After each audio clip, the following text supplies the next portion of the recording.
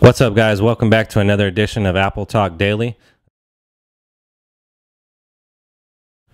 Today, Microsoft invested $300 million in Nook to take on Amazon and Apple in the e-reader market. Microsoft and Barnes & Noble today announced a new subsidiary division that they're adding. Well, there is not an official name for this project yet, so it's called Nook for now. So one of the first benefits for the Nook will be a Windows 8 application that will be released by Microsoft.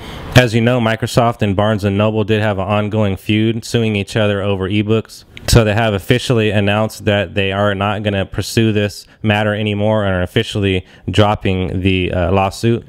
Rovio today announced that Angry Birds Space has reached over 50 million downloads. Now, the title debuted on a number of platforms, including the iPod, iPhone, iPad, and the Mac. The Angry Birds Space was released to the public on March 22nd, 2012. Angry Birds Space hit 50 million downloads within 35 days of its release. Now, the iPhone version of Angry Birds Space has been at the top of the charts at the App Store for since it's been released, so it has been doing tremendously well. If you guys do have Angry Birds Space, or if you've already tried it on your Mac, or perhaps your iPod, iPhone, or iPad, leave me a comment and let me know what you guys think. Apple discussed putting a hardware keyboard on the first iPhone. Apple and Apple's engineers had some seriously heated discussions about the first iPhone having a physical keyboard. It also goes on to mention a other design of an iPod that was going to be introduced with a round dial, kind of like the old rotary phones where you could pick the numbers and actually dial and create text messages on an iPod. It was going to be called the iPod Plus iPhone.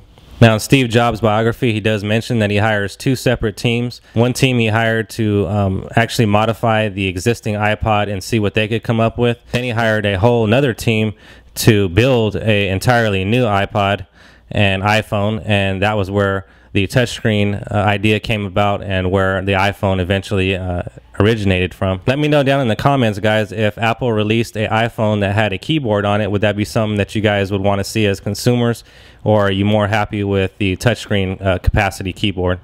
That's going to do it for me, guys. I appreciate you guys tuning into the channel. I hope this Apple news helped you out. If it did, please give it a thumbs up. Also, please subscribe to the channel.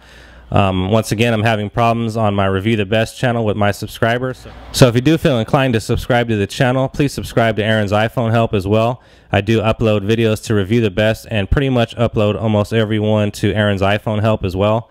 Once again, I'm having problems on my Review the Best channel, so you might not get notified if I upload a video by just subscribing to my Review the Best channel. So once again, if you're inclined to subscribe to my channel here, please subscribe to Aaron's iPhone Help as well. That way you will be sure to be notified of my video when I upload a new one. Thanks for tuning in, guys, and I'll catch you guys around the channel.